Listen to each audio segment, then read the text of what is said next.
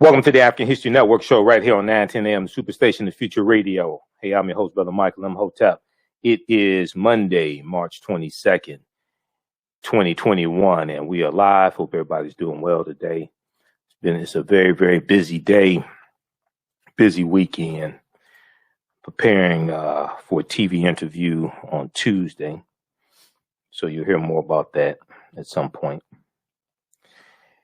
So, I'm going to deal with a couple of stories today and try to squeeze in this third one. We ran out of time on our Sunday show, the African History Network show on Sunday.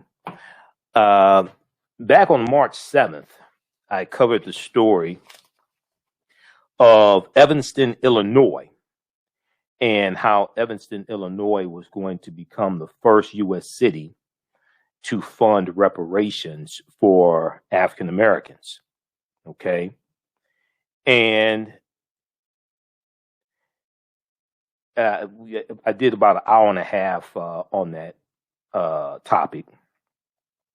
And it tied into reparations, not for slavery, but for redlining. And I went in depth into it because it made sense, because all the survivors of slavery are dead, but you still have survivors that are still alive who survived, who were victims of redlining.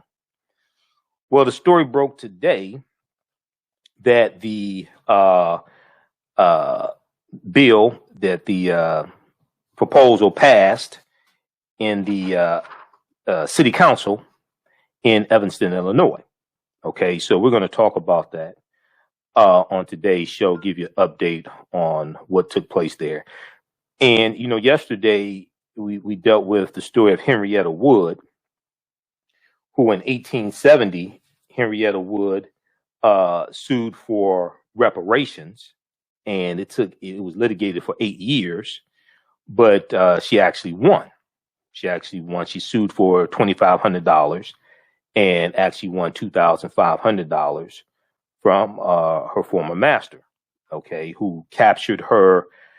She was free and in Cincinnati and captured her, took her back into slavery, sold her into slavery into Texas. So we dealt with that story on our Sunday show. So go watch our March 21st, 2021 show, where we went deep into the history dealing with Henrietta Wood.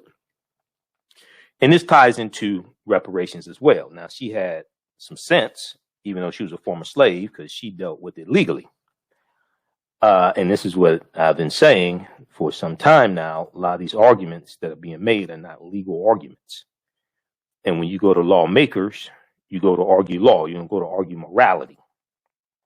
This is something that, unfortunately, people have good intentions but still don't understand. All right, so we'll talk about Evanston, Illinois, and then LA Lakers great Elgin Baylor passed away today, age 86. Elgin Baylor, the Lakers Hall of Fame forward who became one of the NBA's greatest players, displaying acrobatic brilliance that foreshadowed the athleticism of later generations of stars, died on Monday, March 22nd, in Los Angeles. He was 86. His death at a hospital was announced on Twitter by the LA Lakers.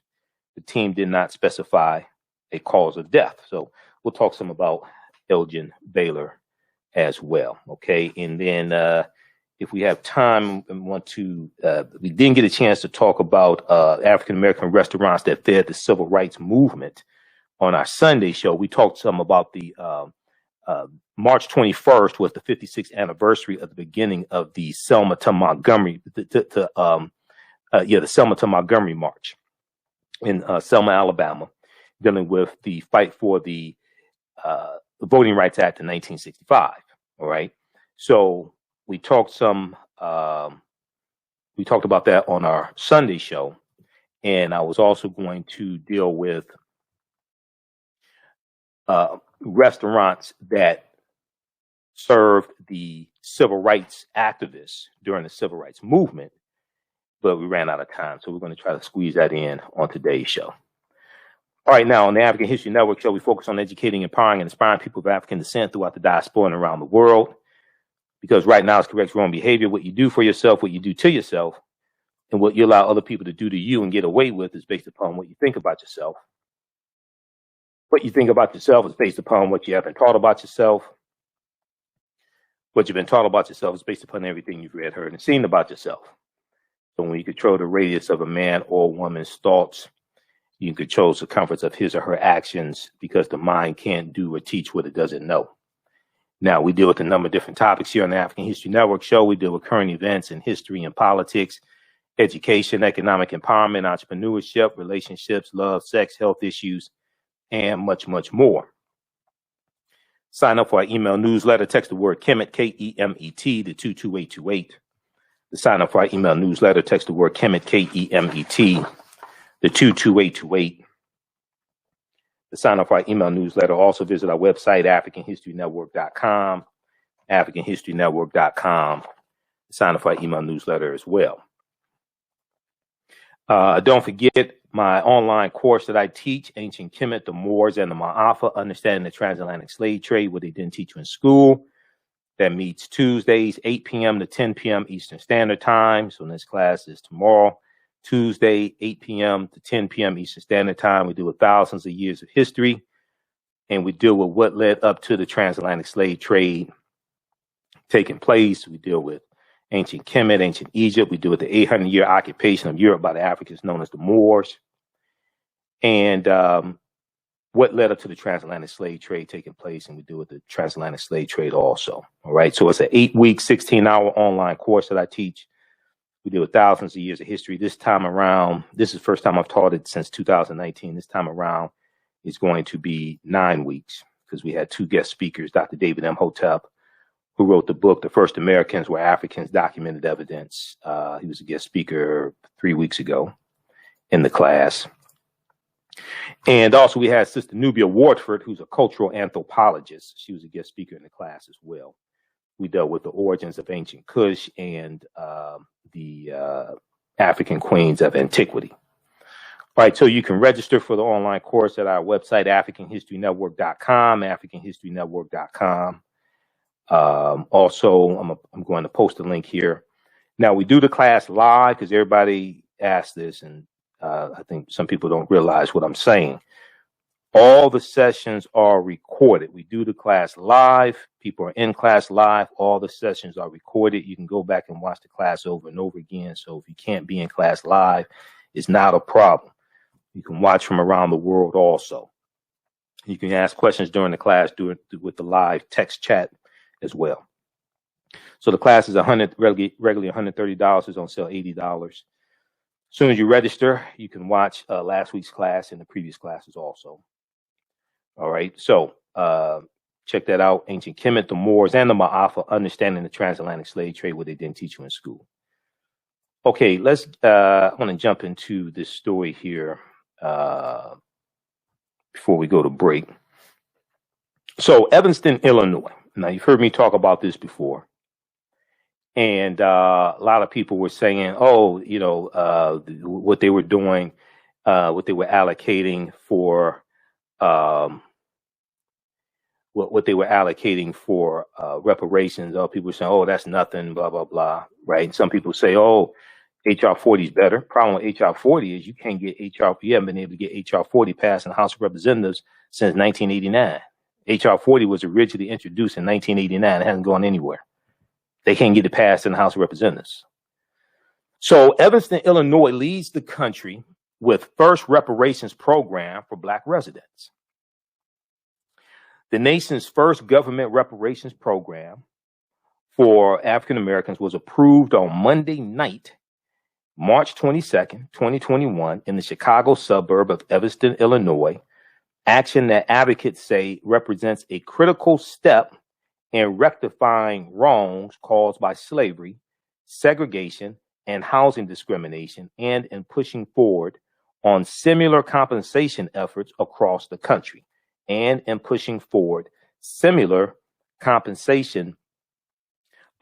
across the country. All right. Now, on Sunday's show, there was another story I wanted to get to. We're going to try to squeeze it in today. It's from NBC News, NBCnews.com, and it deals with reparations. And it deals with how different cities across the country are trying to deal with reparations, a price tag on trauma. A price tag on trauma. Massachusetts town weighs Black reparations. This is a story from March 10th, 2021 that I saw but haven't been able to get to deal with.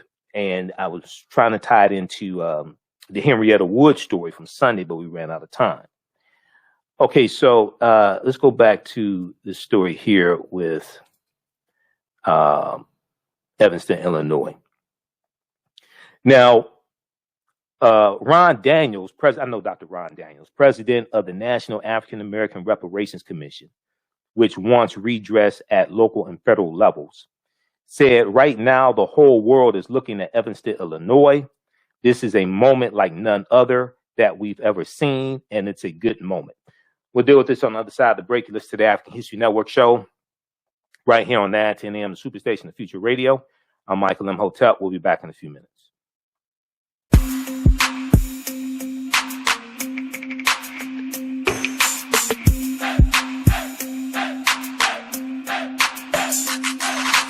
Are you getting ready for fall or winter? We have the solution for all seasonal clothing needs. Kemeticwear.com is the go-to online source for Kemetic African fashion and lifestyle products with a contemporary twist.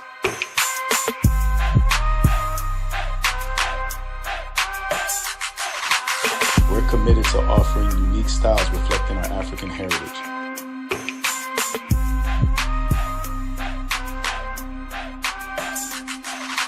Kemeticwear.com is inspired by KemeticScribes.com to influence our people in learning and showing pride.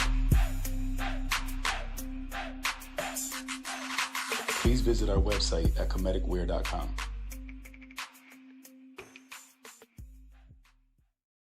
We all know the cannabis industry is headed toward an uprise in the past decade. What happens when there is a brand that brings this uprise in a blow? The cannabis industry welcomes her uprise. Hustle her hemp. Delivering excellence with pride is her watchword, and how you choose to embrace it makes it a priority. From cultivating rich cannabis into exquisite and tastefully finished CBD products to delivery, Hustle Her Hemp leaves no stone unturned. Hustle Her Hemp's mission is to empower women of color by building business and creating legacies, uniting beauty, health, and business. We are a pure definition of how we want the CBD industry to become in the future. While we are redefining innovation, we bring the same energy to improving the quality of life. Hustle Her Hemp is the new uprise.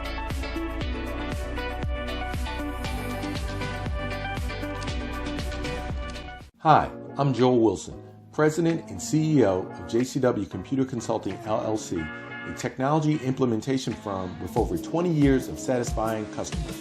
We offer a full spectrum of industry top-tier branded services. We are an authorized partner or reseller for Lenovo, Zoom, T-Mobile, Microsoft 365 and Surface tablets, Google Workspace, Acer, Asus, Samsung, PCmatic security software, and many more. Our online store features laptops, Chromebooks, computers, printers, accessories, and software.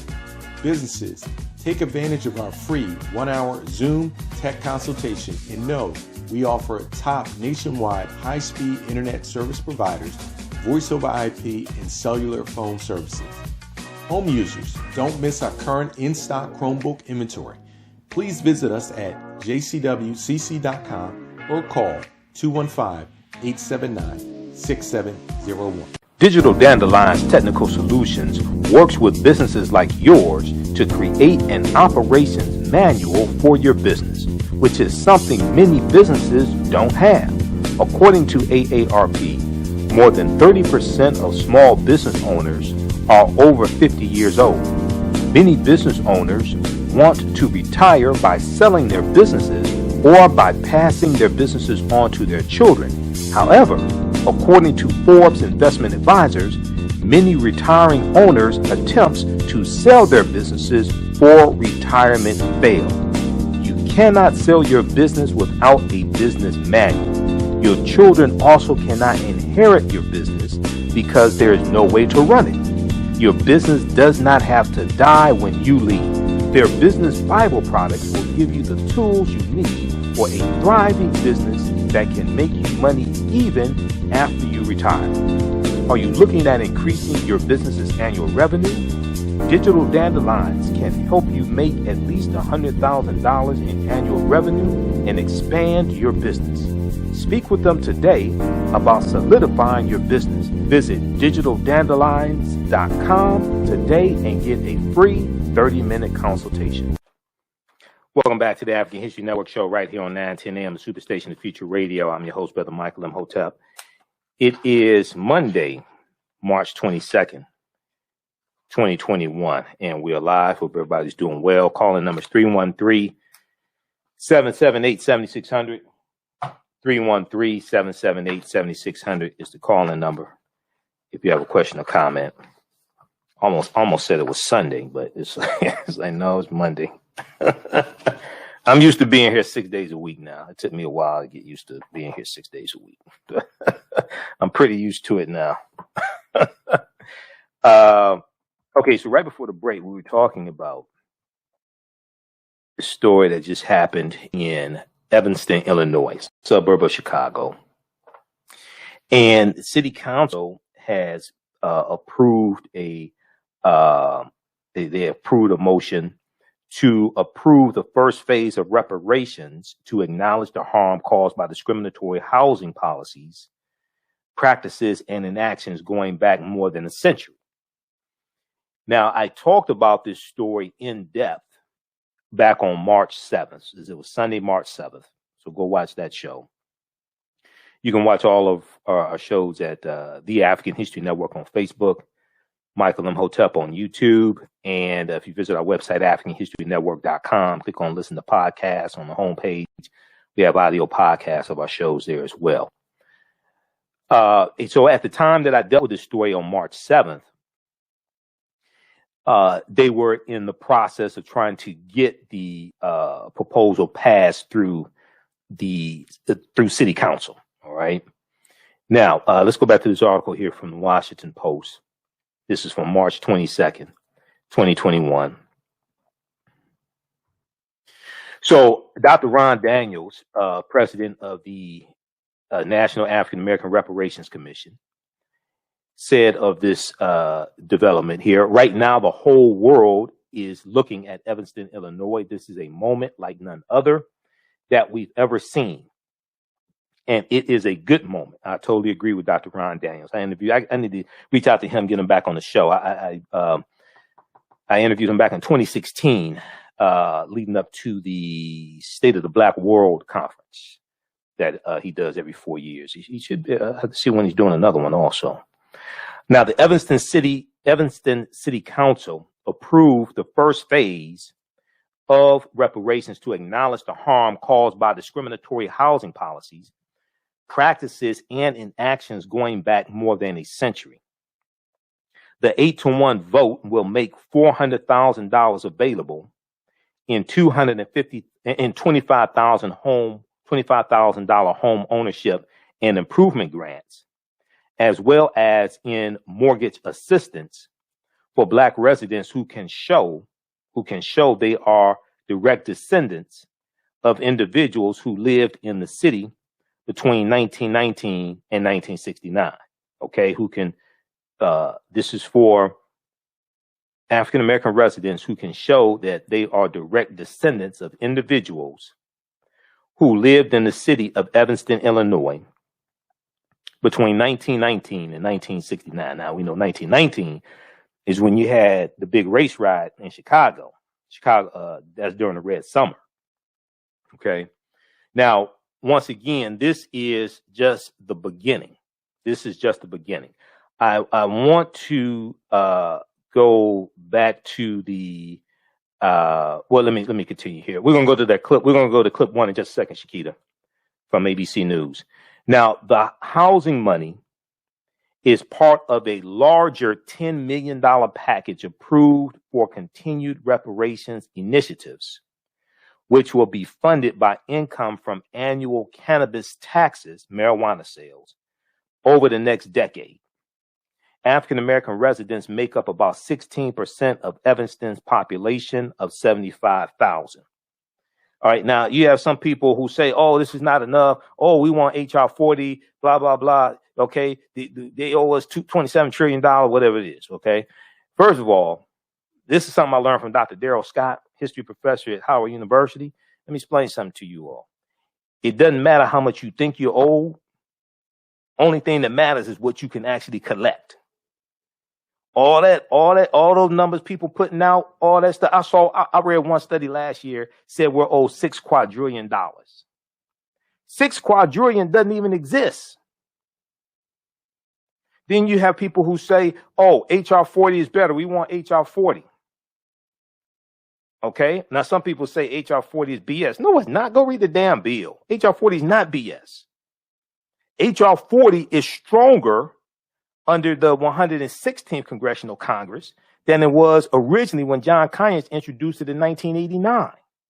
The reason why you need a study on reparations and the impact that slavery and the legacy of slavery has had on African Americans, and then to provide remedies, then to provide suggestions on how to distribute reparations, is because Americans are woefully ignorant of history. And many of the people ignorant of history are the ones that got to vote on reparations. They're in the House of Representatives and they're in the U.S. Senate. If you study politics, you understand how stupid some of these people are. America needs a massive history lesson. All you got to do is look around and look at the Confederate battle flags and look at, you still got military, you still have military bases named after Confederate heroes. You still have schools named after Confederate generals and Confederate heroes. These were traitors to the Union. When you go look at we did a segment of the show that looked at the segment from CBS News from January 19th, 2021. It showed how most people don't know what's in the U.S. Constitution. And these were white people that don't know what's in the U.S. Constitution. You had the study that came out April 4th, 2018, 50th anniversary of the assassination of Dr. King from YouGov. Newsweek.com picked up the study. We talked about it right here. All this stuff we did were here. In the study, it showed that 40% of white people surveyed said African Americans could be as equally successful as white people if they just tried harder. This shows how ignorant people are of history. Okay, I'm going to pull up that study. We're going to go to this clip. We're going to pull up this study. See, most people can't tell you how to get reparations. Because I listen to the stuff people say about reparations. Then you got people who think the president can do an executive order to distribute reparations. Well, that means you ain't read the U.S. Constitution, because Article 1, Section 9, Clause 7 of the U.S. Constitution disagrees with you on that, because it clearly states that Congress controls the powers of the purse, which means it has to pass the House of Representatives and the U.S. Senate before signing the law by a president. This is exactly why a lot of these discussions of reparations you don't see me involved in, because a lot of people don't know what the hell they're talking about, and I don't want to sit there arguing when people don't know what the hell they're talking about. If you can't tell me the actual process to get what it is you say you want, then I have to look at you. What are you talking about? So, Shakita, let's go to this clip. Now, this is from ABC News, and it's talking about Evanston, Illinois. This is from March 1st, 2021. Let's go to this clip, Shakita.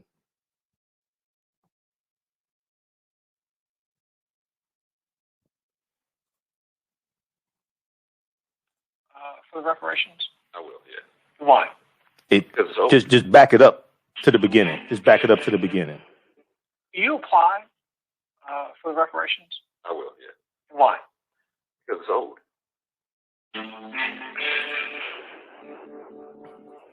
This is my home. It's where I live. I love it. My people are here. This community was redlined historically. And that has come along with damages that continue today. Resources were stripped away from the Black community, and that stripped away a sense of place and wealth as well.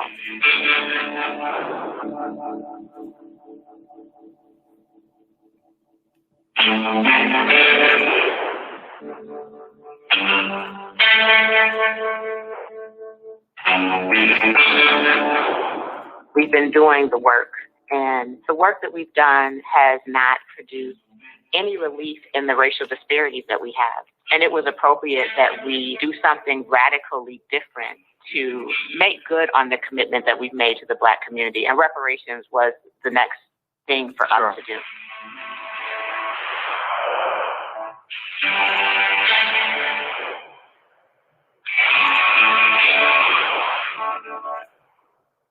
I'm 98 years old. We moved to Evanston in 1959. The contractor said, so it's completely honest. You find a lot anywhere in Evanston, I'll build whatever you want. Well, when he said that, he meant in the Black neighborhood. It was just the way it was. And as we speak, in 2021, we still have these same types of problems.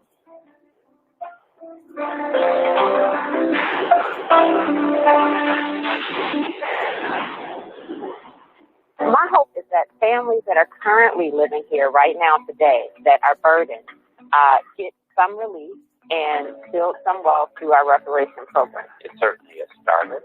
If you look at housing prices today, that is down payment. It's a drop in the bucket. You have denied me all my 98 years. Hopefully, before I die, I'll see the world change. You get some reparations. I get some reparations, right?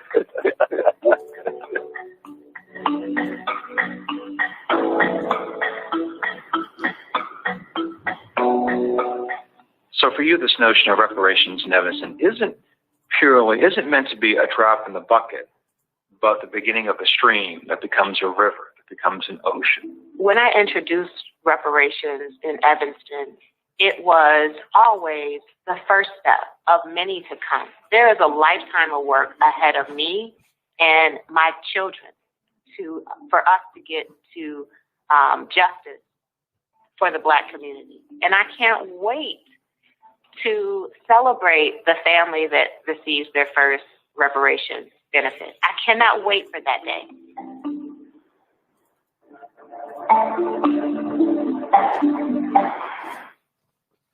Okay, so that was a segment from ABC News, Soul of a Nation Seeking Reparations.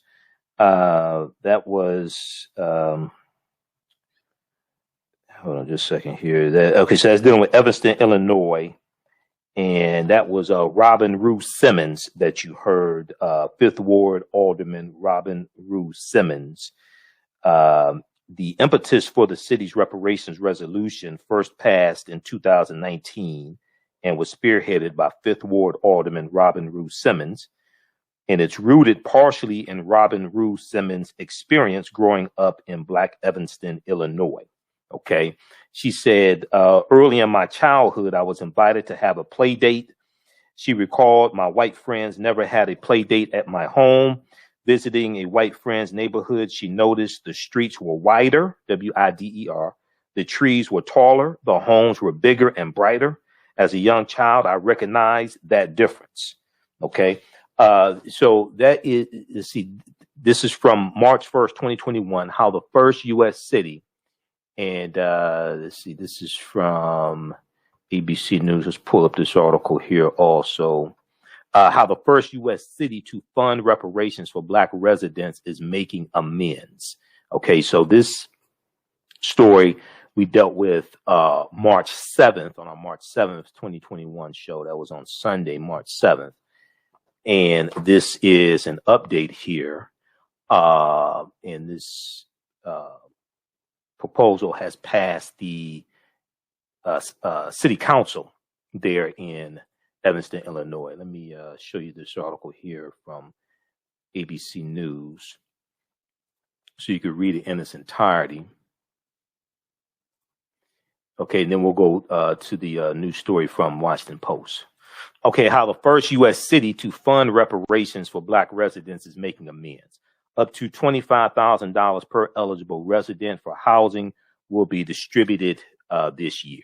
Okay, once again, this is from March 1st, 2021. Okay, all right, now let's go to a couple things here. Then we'll go back to the article from the Washington Post, because it seems like we have some people, it's their first time watching the show. All right. First thing I encourage people to do is read the U.S. Constitution. Go to archives.gov or libraryofcongress.gov, loc.gov. Read the U.S. Constitution. This is at history.house.gov. History.house.gov is the first official website of, house.gov is the official website of the House of Representatives. Senate.gov is the official website of the U.S. Senate. At both house.gov and senate.gov, they have a history section. This is from history.house.gov. This deals with power of the purse. All bills for raising revenue shall originate in the House of Representatives, but the Senate may propose or concur with amendments as on other bills. It's Article 1, Section 7, Clause 1 of the U.S. Constitution. Okay. Now, if we look at power of the purse, no money shall be drawn from the Treasury, but in consequence of appropriations made by law and a regular statement and account of the receipts and expenditures of all public money shall be published from time to time. This is Article 1, Section 9, Clause 7 of the U.S. Constitution that deals with the power of the purse. Reparations has to be paid out by the Treasury Department. The bill has to pass the House of Representatives first, then pass the U.S. Senate. Then it has to be signed into law by a president. That deals with the powers of the purse. That deals with the U.S. Constitution. Article 1, Section 9, Clause 7. Go read this. This is why a president can't do no damn executive order for reparations. Anybody telling you that is lying to you. Congress, in particular the House of Representatives, is invested with the power of the purse, the ability to tax and spend public money for the national government. You don't have enough votes in the House of Representatives to pass H.R. 40. If you can't get a bill passed to study reparations in the House of Representatives, how the hell are you going to get a bill passed to pay reparations? Nobody wants to ask this question. Nobody wants to. This is why I hear people saying certain things. I'm like, do you really understand the process? And then you don't even have 40. You're going to need 60 votes in the Senate. You don't even have 40. I doubt very seriously if you got 40 votes in the Senate for reparations. You only have 40 votes for reparations study in the Senate. I doubt if you got 40 votes to pay reparations in the Senate, because there's going to be some Democrats that vote against that. Joe Manchin from West Virginia is not going to vote for reparations. Are you serious? Kristen Sinema from Arizona, she's not going to vote for reparations. I don't even think you have 40 votes in the Senate. We know the Black Tea Party Republican Tim Scott from South Carolina, he's not going to vote for reparations. How do we know? Because he already said he ain't voting for it. And he's black. If the black Republican is not going to vote for reparations, how many white Republicans you think are going to vote for reparations? You couldn't get a single Republican in the House or the Senate to vote for the $1.9 trillion American Rescue Plan, and that was going to help a lot of white people, and they wouldn't vote for it. That would help a lot of white people that voted for these sorry-ass Republicans, and they wouldn't even vote for that. You think they're going to vote for reparations? I don't know what type of drug you're using. You need to stop using them. Let me put it like that. Whatever drug you're using that make you think that you're going to be able to get reparations passed, especially in the Senate, you need to stop using those drugs right away. Hopefully you can sue whoever the hell sold you that nonsense. Whoever sold you the drugs that you using that make you think you can get a reparations bill passed in the Senate. You know, hopefully maybe you get Benjamin Crump to file a class action lawsuit or something. Because I listen to the BS people say.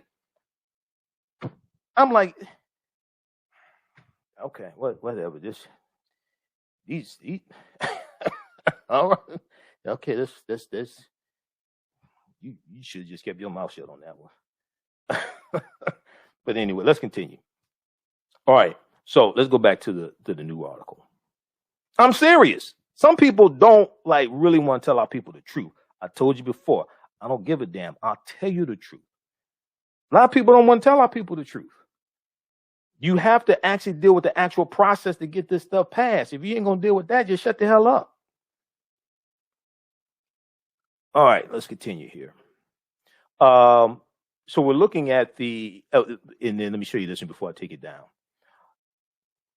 This goes back to April 4th, 2018, 50th anniversary of the assassination of Dr. King. This was a study, interesting study by a survey by YouGov. So the study was picked up by Newsweek, Newsweek.com, Newsweek magazine. 40% of whites think black people just need to try harder. Poll finds. April 4th, 2018, 50th anniversary of assassination of Dr. King. Everybody teary-eyed. Dr. King is a great man, blah, blah, blah. Yeah, but you go look at what people say. Now, these white people were ones bold enough to actually admit it. I think it was probably more than 40% that think it. They just didn't want to admit it because it's maybe around 50th anniversary of Dr. King. They didn't want to admit it. YouGov asked a number of questions on what it called racial resentment, one of which centered on whether the respondent agreed with the statement. Quote, it's really a matter of some people not trying hard enough. If blacks would only try harder, they could be just as well off as whites, end quote. Overall, 35% of respondents agreed, 16% strongly agreed, 19% somewhat with the statement, 28% neither agreed nor disagreed. 40% of white respondents agreed, 19% strongly, 21% somewhat, that black people just needed to try harder to be equal. You don't need reparations, you just need to try harder. They don't want to deal with like the racial wage gap and how African American women make 67% or 62% on the dollar that every white male makes, and it takes the average African American woman 20 months to make the same amount of money that the average white man makes in 12 months. This is what Black women's equal pay day is about. They don't want to deal with nothing like that. They just try harder. Yeah, okay. So go read this one. All right, now let's go back to the I want to go back to the one from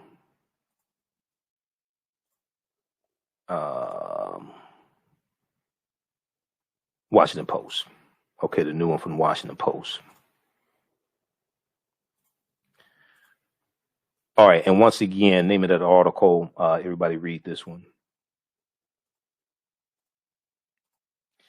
Evanston, Illinois leads the country with first reparations program for Black residents. Okay, so the Evanston City Council approved the first phase of reparations to acknowledge the harm caused by discriminatory housing policies, practices, and inaction going back more than a century. The 8-to-1 vote will make $400,000 available in $25,000 home ownership. It will make $400,000 available in $25,000 home ownership and improvement grants, as well as in mortgage assistance for Black residents who can show they are direct descendants of individuals who lived in the city between 1919 and 1969. Now, the housing money is part of a larger $10 million package approved for continued reparations initiatives, which will be funded by income from annual cannabis taxes over the next decade. Black residents make up about 16% of Evanston, Illinois' population of 75,000 people. More than 60 people spoke before the vote, many endorsing the resolution and calling for the city to take the historic step, others criticizing it and pleading for more time to reshape the plan. Housing assistance, detractors said, isn't a credible form of reparations. Now, Robin Rue Simmons, who you heard in the segment from ABC News that we played a few minutes ago, Robin Rue Simmons said it's a first tangible step. And as she said all along, this is just the first step. They want more to come. Okay, this is the first step. And now, as somebody that's actually been involved in writing public policy for the city of Detroit, I'm trying to tell y'all, all these grandiose ideas people have, most of them can't tell you how to get the stuff done. I almost cussed on live radio. Most of them can't tell you how to get the stuff done. Okay. At the end of the day, you get what you get whatever you can get. That's at the end of the day, after all is said and done. Okay, you get whatever you can actually get tangible. That's what you end up fighting for. Because a lot of times people want to get all this pie in the sky stuff and can't tell you realistically how to get it. It's a first tangible step, said Alderwoman Robin Ruth Simmons, who represents the largely African-American Fifth Ward and has been a prime force on the program. Quote, "It is alone not enough. It is alone not enough. It is not full repair alone in this one initiative. But we all know that the road to repair injustice in the Black community will be a generation of work. I'm excited to know more voices will come to the process." Because okay, so for instance, I was reading the article before we came on the air. I was reading the article about this from CNN. And in the article from CNN, I encourage people to read this one also. This is from March 22nd. And I think this one from CNN was actually before the actual vote took place in city council. You had people complaining about it and saying the HR 40 is better and things like this. They didn't say they ain't been able to get HR 40 passed in 33 damn years in the House of Representatives. They ain't say that.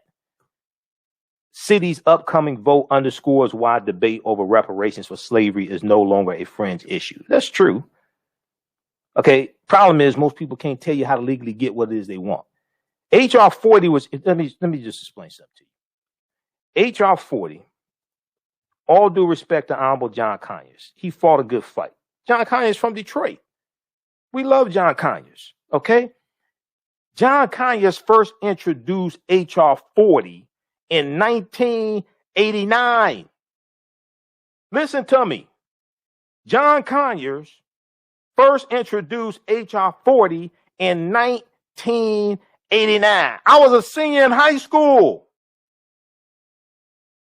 I'll be 50 in June of this year, and HR 40 still hasn't passed the House of Representatives. So how the hell are you going to say we want what's in a bill that you couldn't get passed in 33 damn years?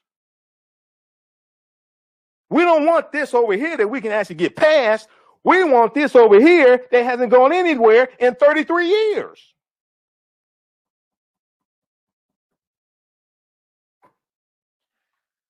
Whoever you got those drugs from, you need to sue them. They sued and got millions of dollars for Oxycontin. Whoever you got these drugs from, I'm trying to tell you, you need to sue them. This stuff makes no sense whatsoever. I'm all for HR 40. But at the end of the day, it ain't what you think that you owe, is what you can actually collect that matters.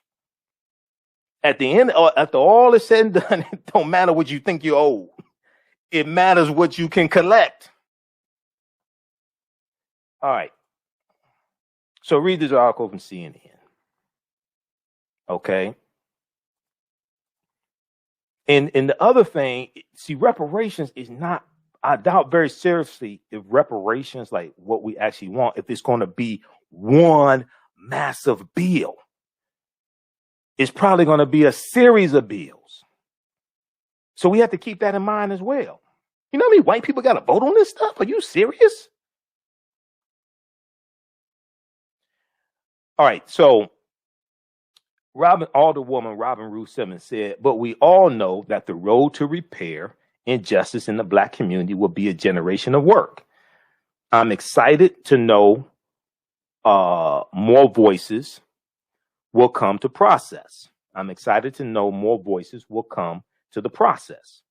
Now, the issue of reparations has been, so the article goes on to say, the issue of reparations has been raised nationally for decades, with supporters focusing not just on financial restitution for the descendants of enslaved Americans, but also on government's formal apologies for their role in that legacy.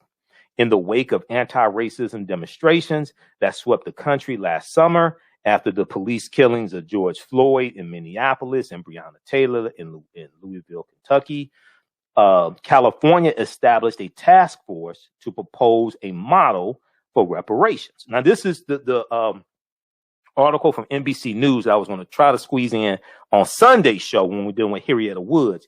It talks about the different efforts in different cities to deal with reparations. It's a good article from NBC News that they picked up from the Associated Press. I'll show it to you in a minute here.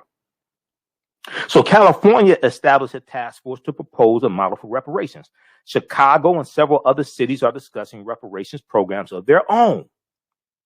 Historian Jennifer Oast, O-A-S-T, I think that's how you pronounce it, an expert on institutional slavery at Bloomsburg University in Pennsylvania, expects that the Evanston, Illinois program in particular will have a snowball effect on proposed federal legislation. Let's hope so. You're still going to need, now, here's one thing people don't understand about H.R. 40. You have to understand the difference between a House bill, a House resolution, and a House joint resolution. Unfortunately, most people don't understand the difference. H.R. 40 is not, even though we call it a bill, it's not actually a bill, it's a House resolution. It deals with procedures only within the House of Representatives. If it was actually a bill that was going to be signed into law, it would be called HB 40. It's not HB 40, it's HR 40. This is why you have to understand the rules of the House of Representatives and the actual process of a bill being signed into law. HR 40 doesn't have to go to the U.S. Senate. It's a resolution to study reparations, to create a commission to study reparations and deal with the impact of slavery and legacy of slavery on African Americans, and then make recommendations for reparations to actually pay out or disseminate or distribute reparations. That's going to be a HB. That's going to be a House bill. It's going to have to pass the House. It takes 218 votes to pass any bill in the House of Representatives. You don't have 218 votes to even pass a bill to study reparations. How are you going to pass a bill to pay reparations? Then you're going to need 60 votes in the Senate. 60 votes don't even exist in the Senate. You're going to need Republicans to vote for that. It's only 50 Democrats in the damn Senate. That's including Senator Angus King of Maine and Senator Bernie Sanders of Vermont, because they caucus with the Democrats. There's only 50. You still need 10 Republicans. Where are you going to get that from? So in different municipalities, people are saying, look, we're going to try to do what we can do at the local level. While they try to work that out at the federal level, we're going to try to do what we can do at the local level. I'm all for that. At the end of the day, it don't matter what you think you owe. What matters is what you can collect and where you can collect it from. Okay. So let's go back to this here. We're almost out of time here on 910 AM Superstation WFDF. Those watching on Facebook and YouTube, on our Facebook fan page, The African History Network, and my YouTube channel, Michael Imhotep. Keep watching. We're going to keep broadcasting for a few more minutes. So historian Jennifer Oast, an expert on institutional slavery at Bloomsburg University in Pennsylvania, expects that the Evanston program in particular will have a snowball effect on proposed federal legislation.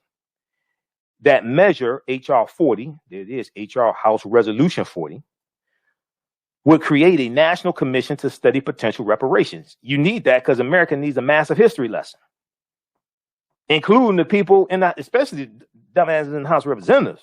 Oh my God. Like the 146 Republicans that voted not to certify election results because they want to overturn the election results. Those idiots and the people that voted for them need a massive history lesson. Now, it was introduced in 2019, H.R. 40, the revised H.R. 40 was introduced in 2019, but largely languished under last year's presidential race when two key candidates, Senator Kamala Harris and Joe Biden, voiced support for H.R. 40. Keep in mind, Mitch McConnell, when he was Senate Majority Leader, he said reparations was dead on arrival in the Senate, and Donald Trump is against reparations. Donald Trump was attacking the 1619 Project. You think this is why when people said, this is why when I did the show March 7th, we called it reparations how. People say reparations now. And my response to the people who say reparations now is hashtag reparations how. Explain to me how you're going to get it. We're going to continue this for a few minutes more. We're out of time here on 910 AM Superstation WFDF. Right now, it's correct wrong behavior is not over till we win Wakanda forever. We'll talk to you tomorrow night. Peace. Stand by. Okay. How's everybody doing? All right. So you see, this is a different type of show. We deal with facts and evidence here. All that other BS, I don't have time for that. Digital Dandelion's Technical Solutions works with businesses like yours to create an operations manual for your business, which is something many businesses don't have. According to AARP, more than 30% of small business owners are over 50 years old. Many business owners want to retire by selling their businesses or by passing their businesses on to their children. However, according to Forbes Investment Advisors, many retiring owners' attempts to sell their businesses for retirement fail.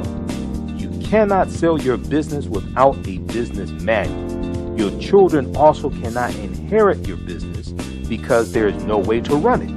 Your business does not have to die when you leave. Their business Bible products will give you the tools you need for a thriving business that can make you money even after you retire.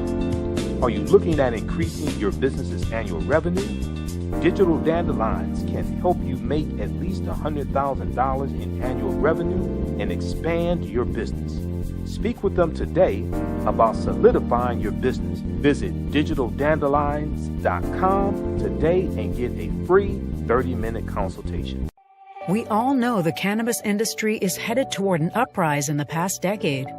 What happens when there is a brand that brings this uprise in a blow? The cannabis industry welcomes her uprise. Hustle her hemp. Delivering excellence with pride is her watchword, and how you choose to embrace it makes it a priority. From cultivating rich cannabis into exquisite and tastefully finished CBD products to delivery, Hustle Her Hemp leaves no stone unturned. Hustle Her Hemp's mission is to empower women of color by building business and creating legacies, uniting beauty, health, and business. We are a pure definition of how we want the CBD industry to become in the future. While we are redefining innovation, we bring the same energy to improving the quality of life. Hustle Her Hemp is the new uprise.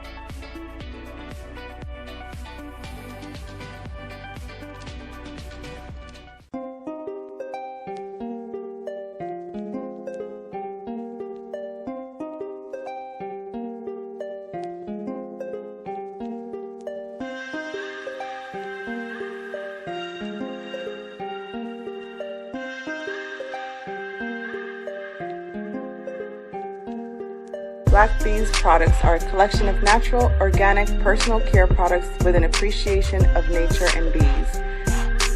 Our philosophy is without bees, we have nothing. We are honoring our Nile Valley ancestors who understood the importance of bees.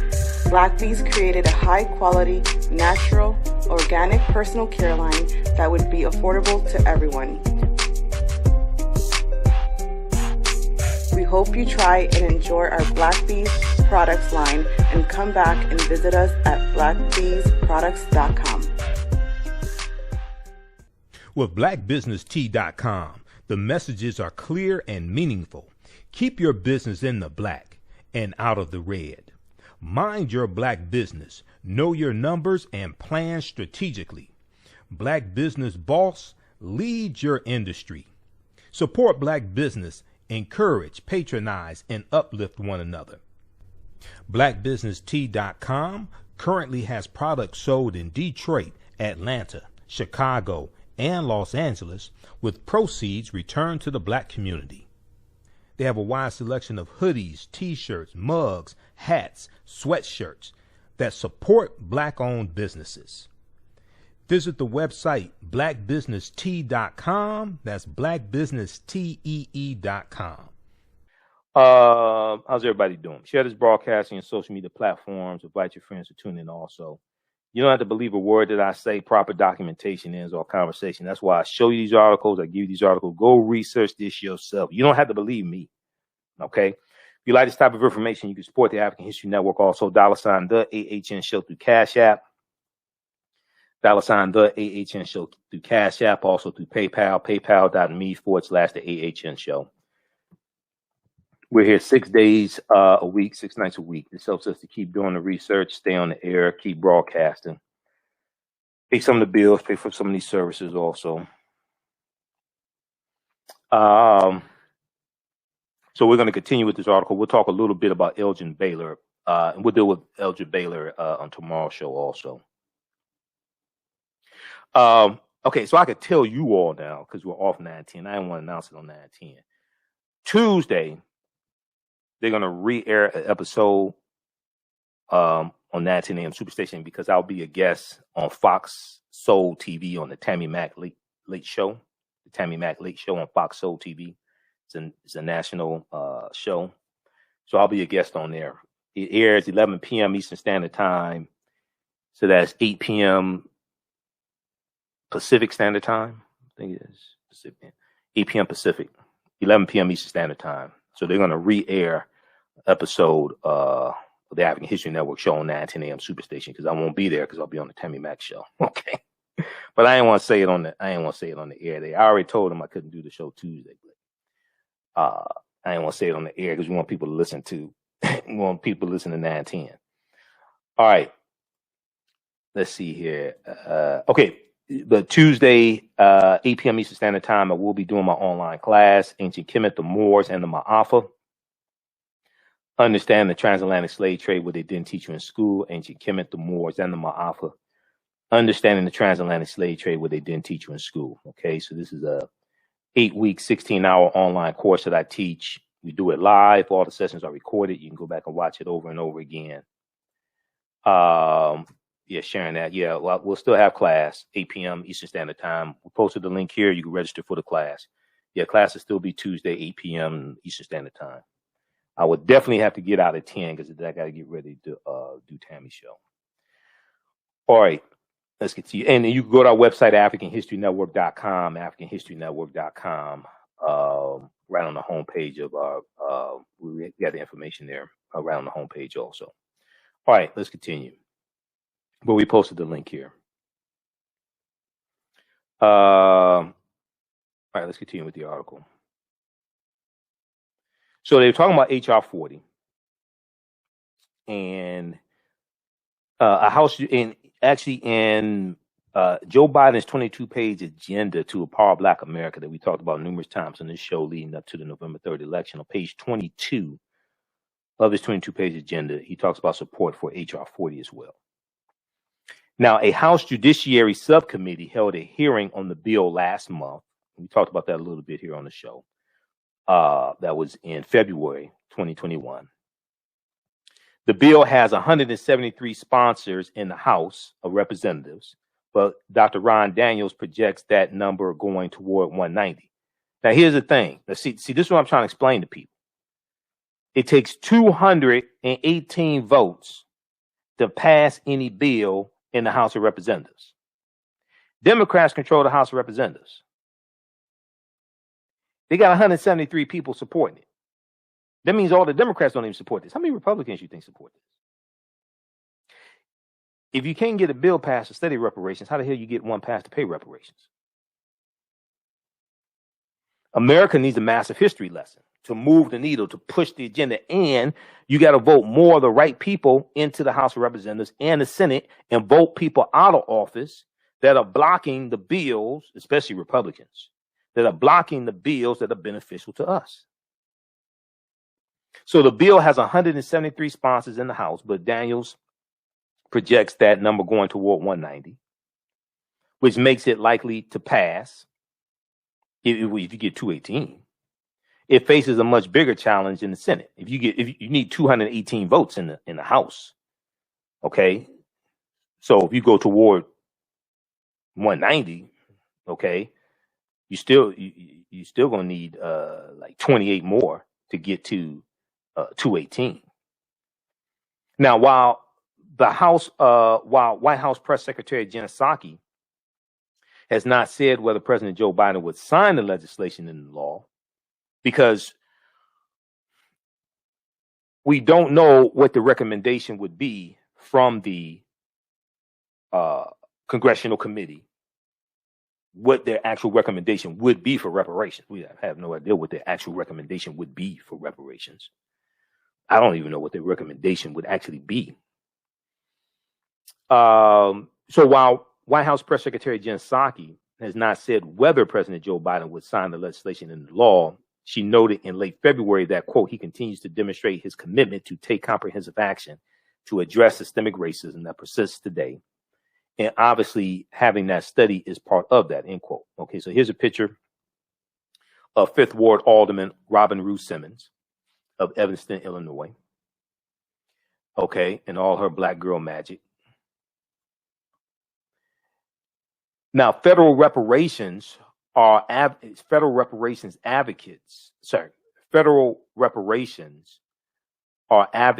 ultimate goal because of the greater monetary resources that would become available coming from the federal government as opposed to just from city or county or state governments. Yet local reparations are important because cities such as Evanston, Illinois can, quote, serve as a blueprint, end quote, according to Dr. Ron Daniels. Now, other reparations programs have been created for specific injustices in 2000. So, for instance, in 2016, for example, Chicago passed a law to allocate $5.5 million for 57 torture victims of a police unit led by a disgraced former commander. Okay.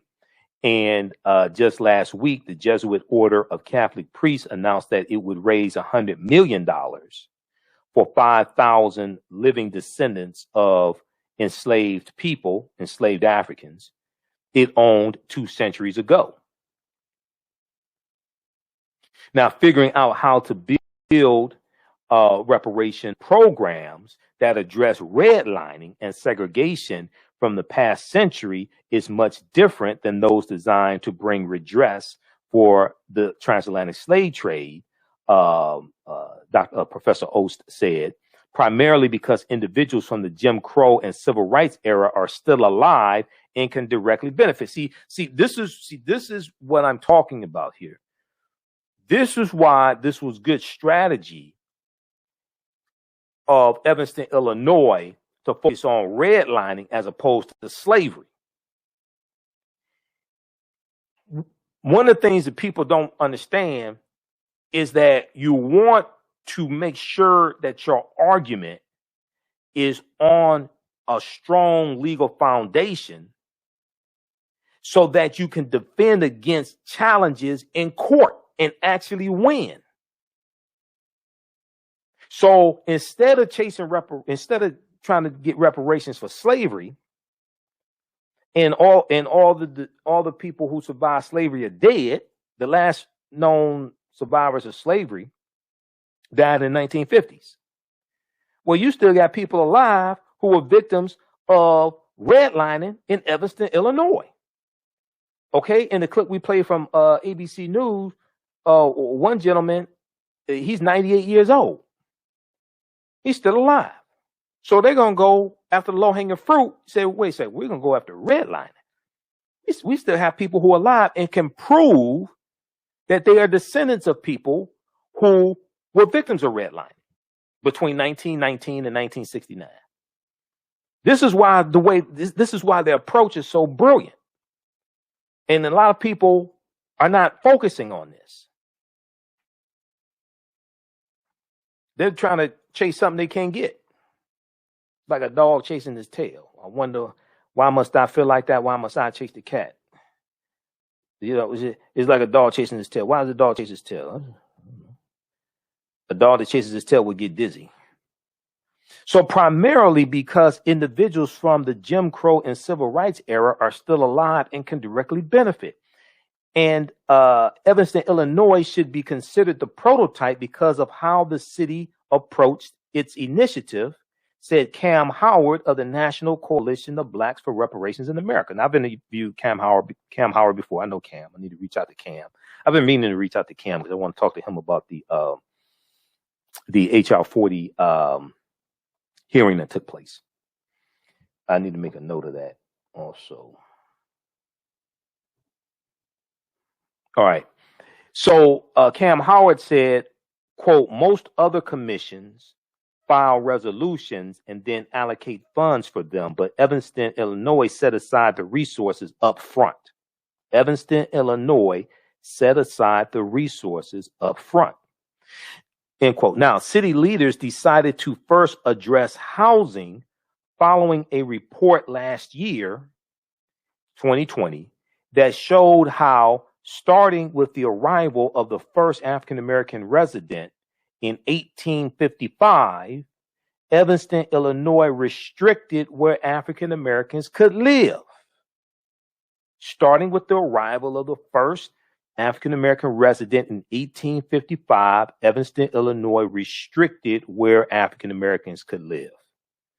Quote, over the decades, policies, practices, and patterns of discrimination and segregation took place, the report said. Together, they, quote, not only impacted the daily lives and well-being of thousands of Evanston, Illinois residents, but they also had a material effect on occupations, education, wealth, and property. So they're not just dealing with redlining, they're dealing with the effects of redlining and how this impacted people's quality of life, how this impacted the jobs that they had. And where you live, the zip code you live in, largely determines the type of health care you have, the type of services you have. It determines largely the quality of food you have, unless you grow your food yourself. It largely determines your zip code, determines all of that. It largely determines the type of education your children are going to have, and the type of education your children are going to have largely then determines the type of college they go to, or if they go to college or not, and largely determines the quality of life, the type of careers they have, and the quality of life they will have for their children. So this is why I said the way they did this, man, this is brilliant. But this is understanding strategy. All right, how's everybody doing? We have Marie Osadian. We have let's see who else we have here. Everybody share this broadcast on your social media platform. Sharon, Ruby, there's a few people watching. All right, and then also, like I said, through Cash App, if you donate through Cash App, be sure to type in $TheAHNShow. $TheAHNShow if you donate through Cash App, because it's going to show up. It'll say $TheAHNShow. It'll say Michael, and it'll show my picture there, because somebody set up a fake African History Network Cash App account. That's not me. Okay, mine is $TheAHNShow. That's the actual handle, and it says Michael, and it shows my picture there. It actually shows me in the radio station studio. That's how you know it's me. All right, let's continue.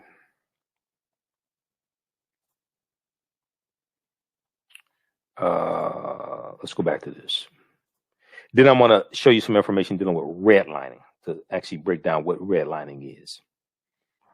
Okay, so over the decades, policies and practices, the patterns of discrimination and segregation took place, the report said. Together, they not only impacted the daily lives and well-being of thousands of Evanston residents, but they also had a material effect on occupations, education, wealth, and property. All right. So let's look at what happened. Let me back up for a second. City leaders decided to first address housing following a report last year that showed, starting with the arrival of the first Black resident in 1855, Evanston restricted where Blacks could live. So what directed how they went about this was a report. It was a study. So they're going based upon the facts and the evidence to make their argument. This is why HR 40 is so important if you can eventually get it passed. Because you need a congressional study. Not only do you need a congressional study, you have to have a congressional hearing to present the results of the study to not just Congress, but also America. Because Americans are woefully ignorant of history. This is why this study here from the Southern Poverty Law Center is so important, that you hear me talk about a lot, and I deal with this in the class that I teach, the online class, Teaching Hard History, American Slavery, Teaching Hard History, American Slavery. Now, you can download this. It's a free study. It's about a 56-page study. The study documents how the history of slavery is largely incorrectly taught in schools all across the country. And then it makes numerous recommendations of how to more correctly teach that history. And part of the study was a online survey of 1,000 high school seniors to determine what they knew about the history of slavery. And they knew very little. When you read page 9 of the study, the executive summary, it talks about how only 8% of high school seniors surveyed could identify slavery as the central cause of the U.S. Civil War. Only 8%. 8. Not 80, 8. 2/3 or 68% of high school seniors surveyed, and they surveyed 1,000. 2/3, 68%, did not know that it took a constitutional amendment to formally end slavery. That's the 13th Amendment. A lot of them thought it was the Emancipation Proclamation, January 1st, 1863. Emancipation Proclamation didn't end slavery. It wasn't the Emancipation Proclamation. Fewer than 1 in 4 students, or 22%, could correctly identify how provisions in the U.S. Constitution gave advantages to slaveholders. Oh, you mean like Article 1, Section 2, Clause 3 of the U.S. Constitution, known as the Three-Fifths Compromise of 1787? The Three-Fifths Compromise that determined representation in the House of Representatives. And it was determining how do you count the enslaved population in these slaveholding states? And it said they would count 3/5 of the population for the purpose of taxation and apportionment. But also that gave how you decide to count the slave population in slaveholding states also gave the slaveholding states an advantage in electoral college votes. That contributed to the electoral college, which contributes to determining the president. Because you take the number of seats in the House of Representatives a state has, you add to that the number of U.S. senators a state has. Every state has 2 U.S. senators based upon the Constitution. The House of Representation in the House of Representatives is based upon population. So you take the number of seats in the House of Representatives that a state has, you add to that the number of seats in the U.S. Senate a state has, and that tells you how many electoral college votes a state has. Well, Virginia was the largest slaveholding state, like 1800 when Thomas Jefferson won presidency. And Virginia had 12 electoral college votes associated with the state because Virginia was the largest slaveholding state. That gave them an advantage in the U.S. House of Representatives and in the Electoral College. All of this is connected. This goes back to the U.S. Constitution as well. And then when we look at the fugitive slave laws of like 1793 and 1850, that's based upon Article 4, Section 2 of the U.S. Constitution. All right, let's continue. So when you have the high school seniors that don't know this, it's a good chance their parents don't know it either. Otherwise, their parents probably would have taught them some of this. So it's a good chance their parents don't know it either. Which is why America needs a massive history lesson.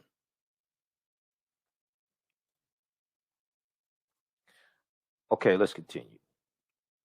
So we're going to wrap this up. So what they did was they used that study as a roadmap. Then when you look at North Carolina, when North Carolina paid out reparations for their survivors of their state-sponsored eugenics program, we talked about this here on this show a few years ago. Okay? From like about 1929 to 1970s, North Carolina had a sterilization program as well as other states. There's about 31 state-sponsored eugenics programs, okay, across the country. They were doing forced sterilizations on people. And let's see here. Let's look at this. I think this is the right article here. Yeah, this is the right one. So go research this one. We're just going to deal with this briefly. But I talked about this here on the show, because I've been doing radio 11 years. I talked about this here on the show when this happened and leading up to it happened. Victims of forced sterilization to receive $10 million from North Carolina. Victims of forced sterilization to receive $10 million from North Carolina. This is from July 25th, 2013. Okay? In a landmark move by the state of North Carolina, lawmakers passed a budget that includes $10 million to compensate the state's victims of forced sterilization. Now, this is Speaker of the State House, Tom Tillis, Republican, at the time, Speaker of the State House of Representatives there in North Carolina, okay, who's now a U.S. Senator for North Carolina. Tom Tillis said, there were challenges he said there were challenges. We had to better educate our members. We had to better educate our members, the members of the state legislature. And then, of course, we had to work through the fiscal challenges. But at the end of the day, what we've done is something truly historic. Now, so what he's saying is in North Carolina, they had to educate members of the state legislature of what happened in North Carolina, why it happened, and why you should pay reparations to the survivors. Now, this is in North Carolina, and they had to do an education. They had to do an education of people in the state legislature. Well, the same thing has to happen to people in the House of Representatives and the U.S. Senate. And America needs a massive history lesson. Now, from 1929 to 1974, North Carolina forcibly sterilized thousands of men, women, and children, usually without their consent. It was part of a larger eugenics movement that believed poverty, promiscuity, and alcoholism were inherited traits, and that without them, the gene pool could be improved. Okay, now Elaine Riddick, who I know, we're Facebook friends, and Elaine Riddick is featured in the documentary Maafa 21 from Life Dynamics, and director Mark Crutcher, came out back in about 2010. Elaine Riddick was raped and impregnated at 13 years old. And after giving birth to her son, Tony, she was sterilized against her will. Afterwards, she lived for years in shame, but had something to prove. Okay. People need to know that injustice was done towards them, and they need to be compensated for that. Elaine Riddick, who was profiled by NBC News Rock Center with Brian Williams in November 2011. I saw the actual program on Rock Center on NBC News with Brian Williams in 2011 when it aired, and he interviewed Elaine Riddick. They have a link here where you can watch the video. So I was following this for years. In North Carolina, they were the first state to apologize for the state-sponsored eugenics program and to pay reparations. There were about 31 state-sponsored eugenics programs from the late 1920s going into the 1970s. Then when you look at Fannie Lou Hamer was sterilized in Mississippi. She was a victim of the state-sponsored eugenics sterilization program in Mississippi. All right, let's see here. Where are we?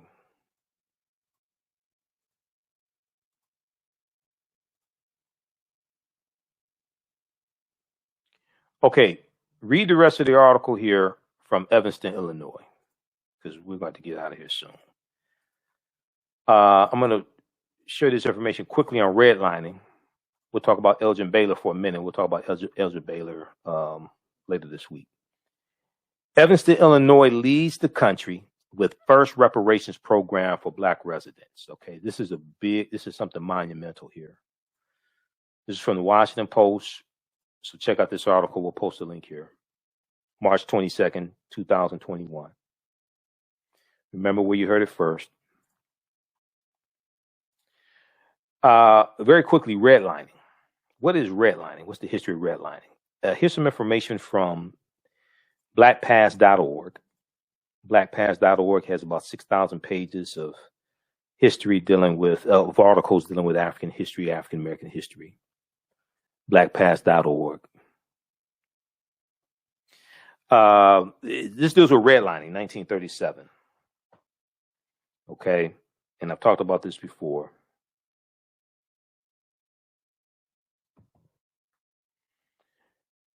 Let's look at this quickly here. So redlining comes from the federal government, comes from the Homeowners Loan Corporation, created in 1933.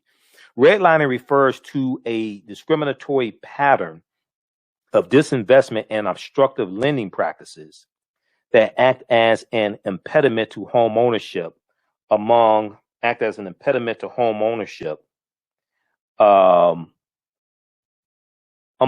Americans and other people of color. Banks use the concept to deny loans to homeowners and would-be homeowners who lived in these neighborhoods. This in turn resulted in neighborhood economic decline and the withholding of services or their provision at an exceptionally high cost.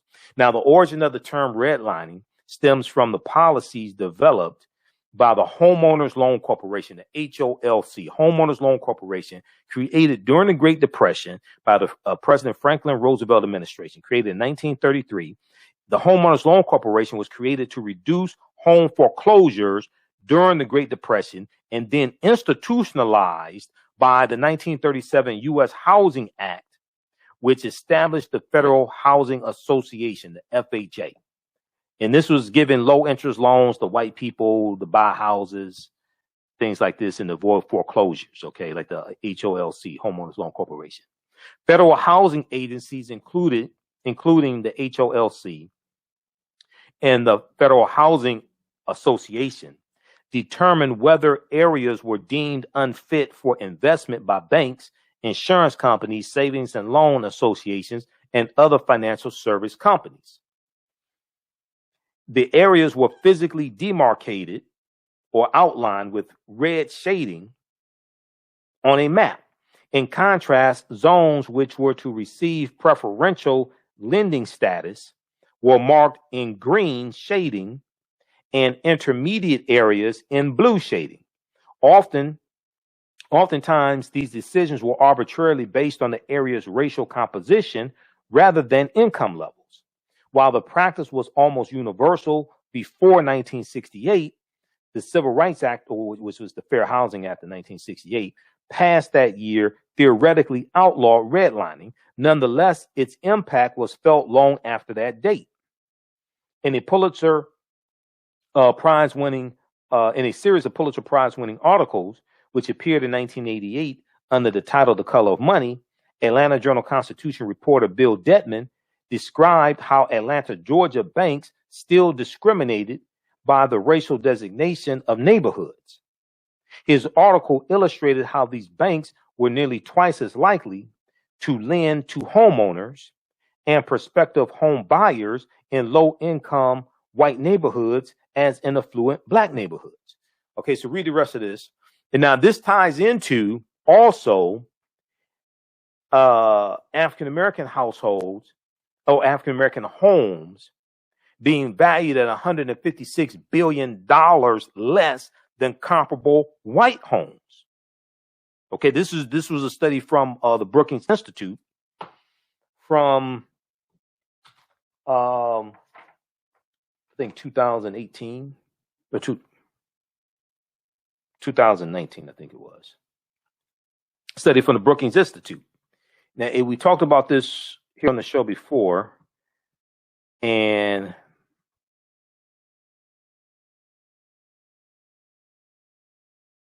see if we can pull this up quickly.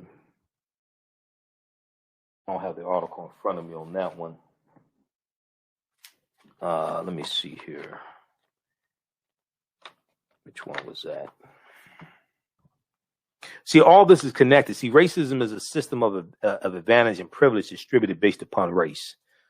Racism is a system of advantage and privilege distributed based upon race. Okay, look at this. Brookings.edu, the devaluation of assets in black neighborhoods. Okay, it's from 2018. And Ali Velshi talked about this on MSNBC. He interviewed Andre Perry from the Brookings Institute. So we've shared that here on the show before. The devaluation of assets in black neighborhoods, the case for residential property. Let me see, is this the right one?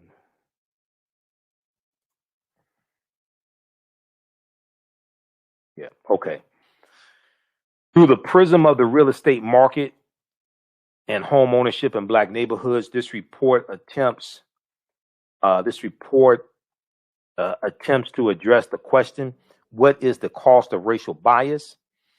This report seeks to understand how much money majority black communities are losing in the housing market stemming from racial bias, finding that owner-occupied homes in black neighborhoods are undervalued by $48,000 per home on average, amounting to $156 billion in cumulative losses.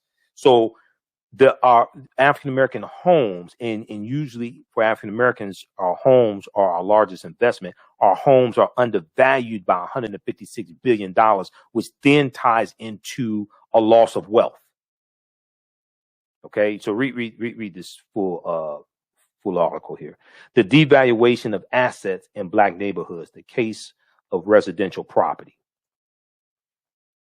That's from the Brookings Institute. Okay, and then you can read this other article here from NPR.org. We talked about it before. I'm not going to have time to get into it right now. This deals with a forgotten history of segregation. A lot of people think segregation was just people wanted to live where they wanted to live, or African Americans just wanted to live with African Americans, things like this.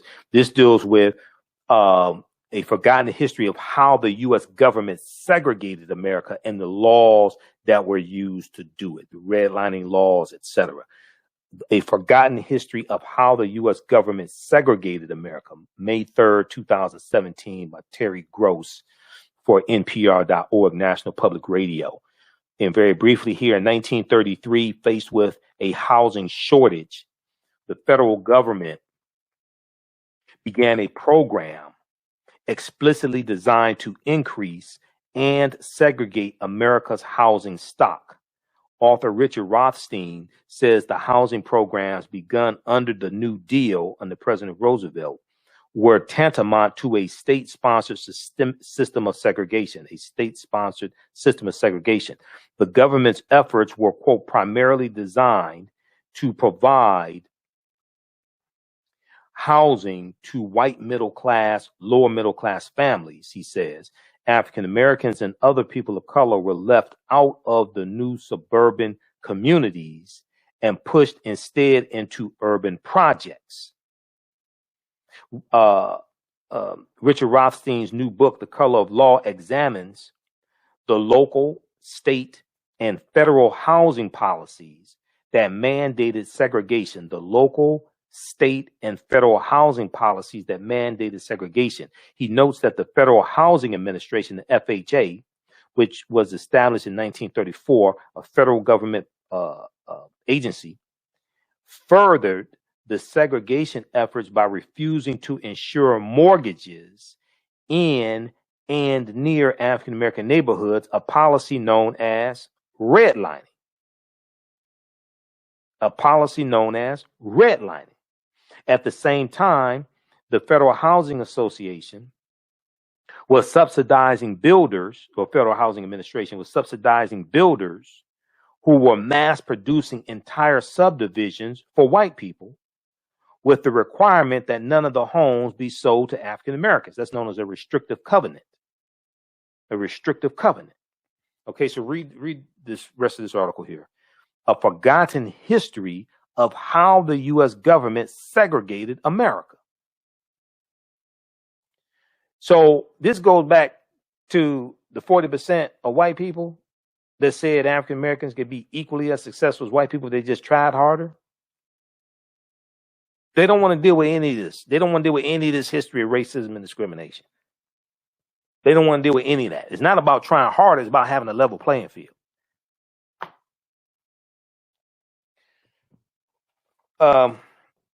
Very quickly here. So Elgin Baylor, the famed LA Laker, former LA Laker, passed away Monday, age 86. Lakers legend Elgin Baylor. We'll talk about him some more later this week. New York Times is a good article on this also. There was one from CBS Los Angeles. Elgin Baylor, the Lakers Hall of Fame forward who became one of the NBA's greatest players, displaying acrobatic brilliance that foreshadowed the athleticism of later generations of stars, died on Monday in Los Angeles. He was 86 years old. Let me see if I can pull this article up here.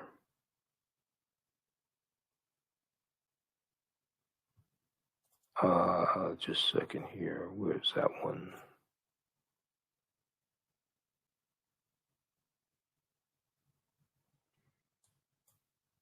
Okay, we'll do this one here.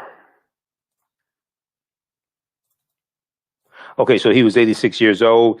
In his 14 seasons with the LA Lakers. Hold on just a second here.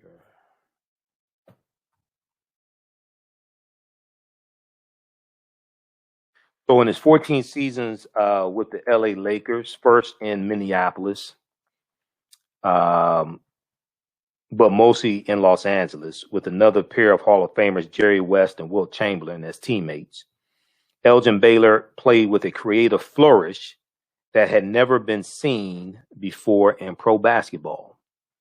Played with a creative flourish that had never been seen before in pro basketball. Let's, I want to pull up the one from the New York Times.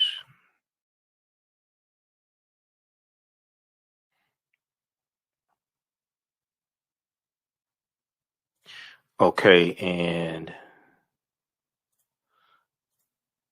here's a picture of him actually playing back in the day.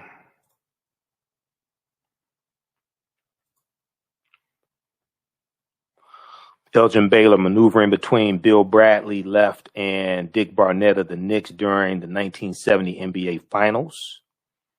You could not stop Elgin from driving to the basket, said Oscar Robertson. Oscar Robertson wrote this. Oscar Robertson said. Okay. So he was only 6'5", relatively short for a forward, even then, but he played above the rim when he soared toward the basket.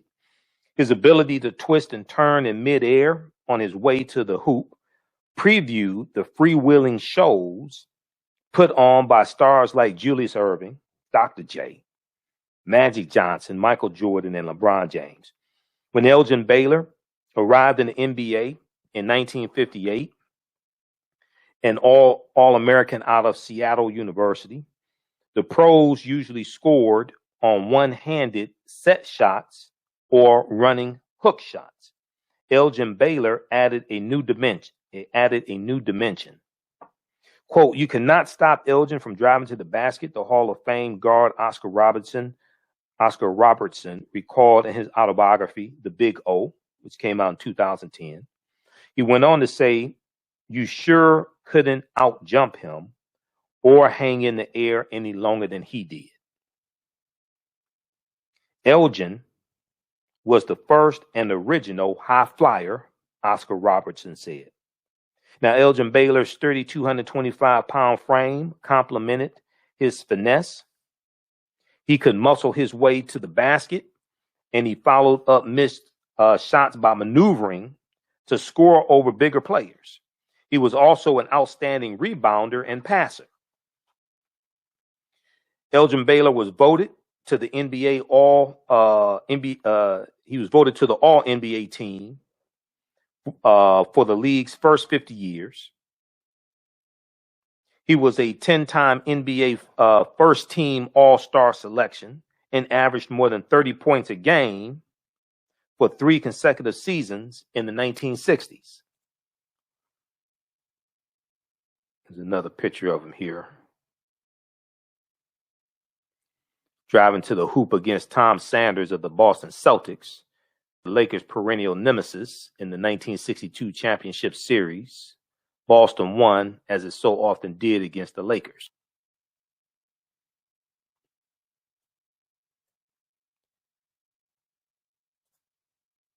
Now, Elgin Baylor set a league record by scoring 64 points against the Boston Celtics in November 1959.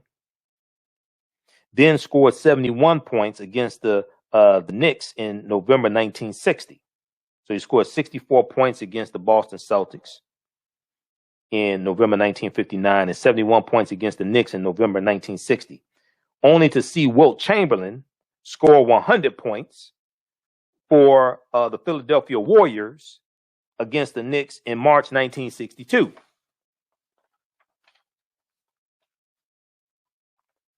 Now, Elgin Baylor joined with Jerry West and later Wilt Chamberlain to turn the LA Lakers into a glamour team.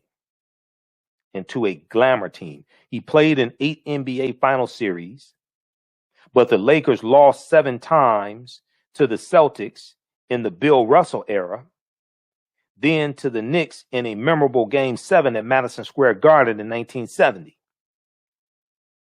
He was elected to the Basketball Hall of Fame in 1977, but Elgin Baylor had little success when he turned to coaching and front office positions.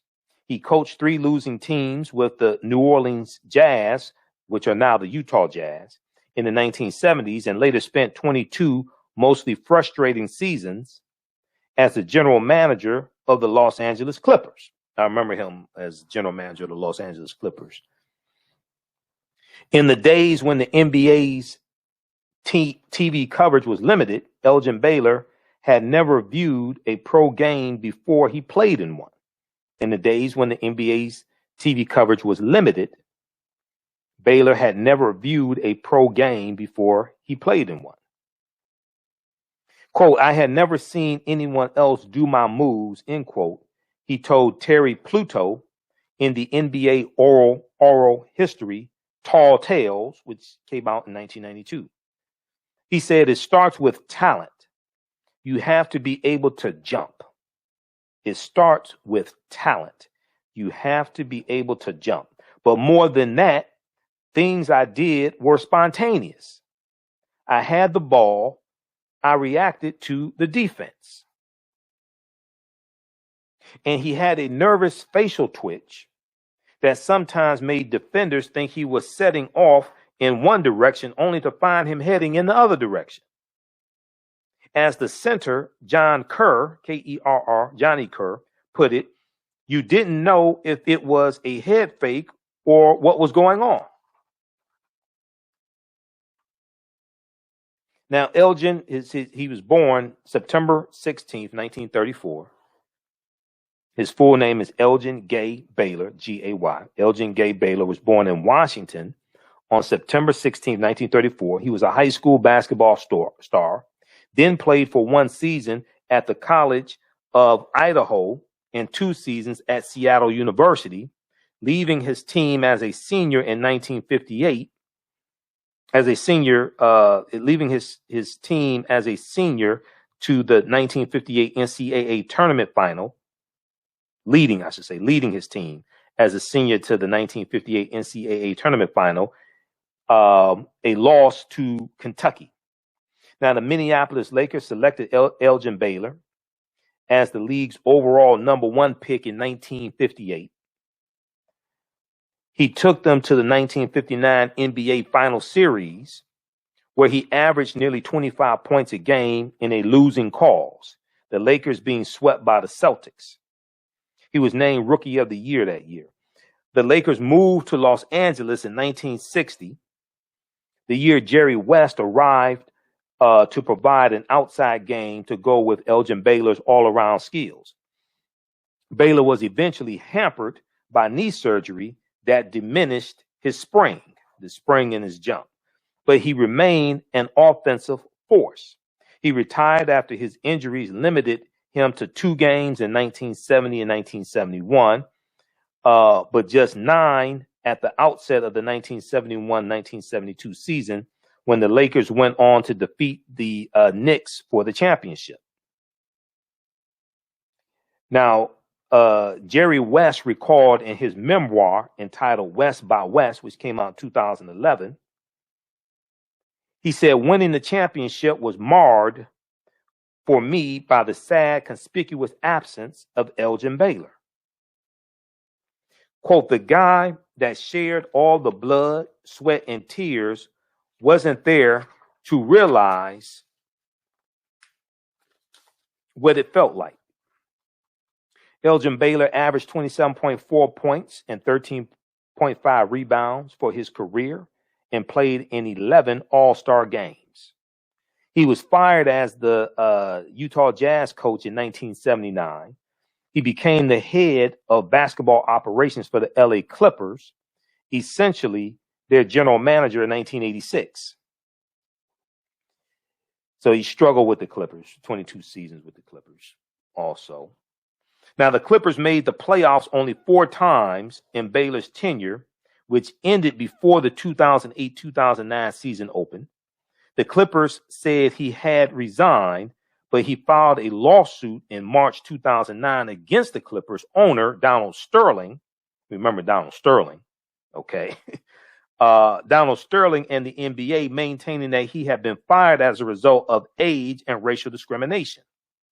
The lawsuit contended that Donald Sterling had described Elgin Baylor as a quote-unquote token, and that he had wanted the team to be composed of, quote, poor black kids from the South, end quote. Poor black kids from the South with a white head coach. That sounds like something Donald Sterling would say, but you know, I'm not saying he said it, but it does sound like something Donald Sterling would say. Now, the NBA was accountable, according to the lawsuit, because league officials knew of a large salary disparity between other general managers and Elgin Baylor, who's African American. A jury decided in the Clippers' favor, concluding that Elgin Baylor had lost his job because of the team's poor showings. But in April 2014, the NBA imposed a lifetime ban on Donald Sterling shortly after a recording obtained by TMZ caught him making racist comments in a conversation with a female acquaintance. We all remember that. I interviewed Dr. Francis Cress Wilson about that. We all remember that. The team was sold to businessman Steve Ballmer in August 2014. Elgin Baylor is survived by his wife Elaine, a daughter Crystal, 2 children from a previous marriage, Alan and Allison, and a sister, Gladys Baylor Barrett. Long after Elgin Baylor's playing days ended, his reputation endured. Tom Heinsohn, Heinsohn, the Hall of Fame forward for the Boston Celtics, that bested Elgin Baylor's Lakers, marveled at his feats. He said Elgin Baylor, as a forward, beats out Larry Bird, Julius Erving, and everybody else. Hindson told Ronald Lazenby in his autobiography. Roland Lazenby in the autobiography in the biography Jerry West, it came out in 2009, referring to Larry Bird for the Celtics. He said, quote, he had the total game, defense, offense, everything, rebounding, passing the ball. So check out the rest of this from New York Times. Elgin Baylor, acrobatic Hall of Famer in NBA, dies at 86. Okay, so he's one of the greats. Foreshadowing the likes of Michael Jordan, he was a star with the glamorous Lakers and was voted to the All-NBA team for the league's first 50 years. All right, look, we have to get out of here.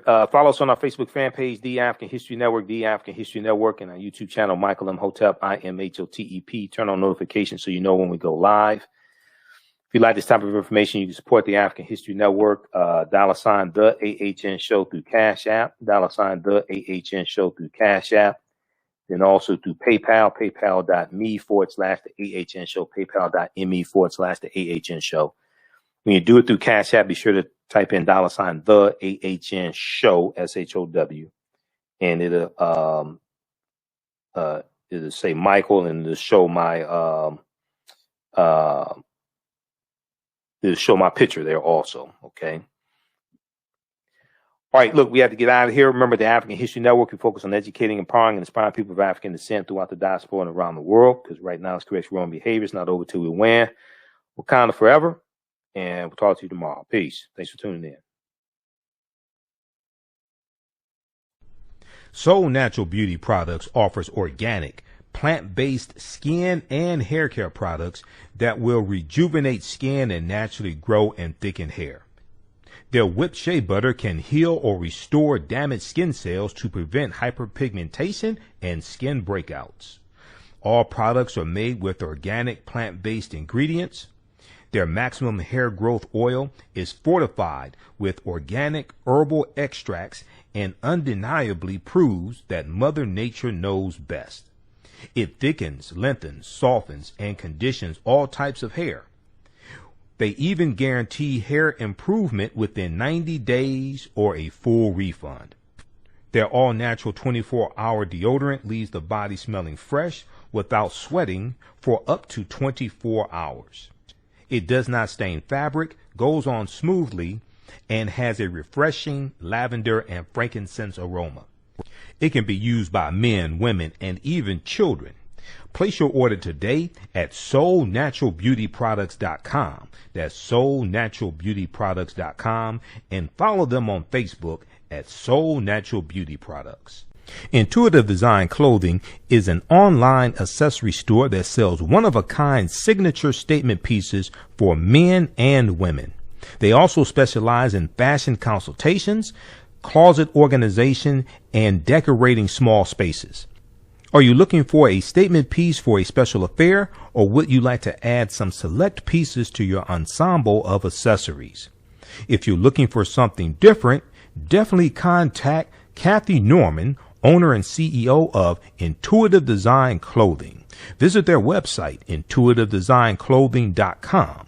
That's intuitivedesignClothing.com, and you can email her at info@intuitivedesignClothing.com. Intuitive Design Clothing is where every entrance is a grand entrance. Have you tasted the world famous No Frowny Brownie yet from the Pink Bakery? If not, what are you waiting for? They are vegan, gluten-free, and free of the big 8 allergens. While eating their No Frowny Brownies, the fabulous Miss Tabitha Brown said they were very good. Very good. And you know, if she says that, they are. The Pink Bakery is the first black-owned, big 8 allergen-free baking mix company. Go to thepinkbakery.com, that's thepinkbakery.com, to order their No Frowny Brownie Mix today. Yaya Rule is a line of African print-inspired apparel catered to the black community. The pieces include t-shirts, sweatshirts, hoodies, jackets, dresses, skirts, activewear, bags, and other accessories and home decor. This brand offers a revived way for men and women to wear their black pride and honor their African heritage anywhere at any time. This apparel line is for anyone, whether you are working in the corporate world, are an entrepreneur, or an artist. Their selection will allow you to casually let your pride shine or dress it up as wanted. It is for those who have already embraced African fabrics and for those who are just getting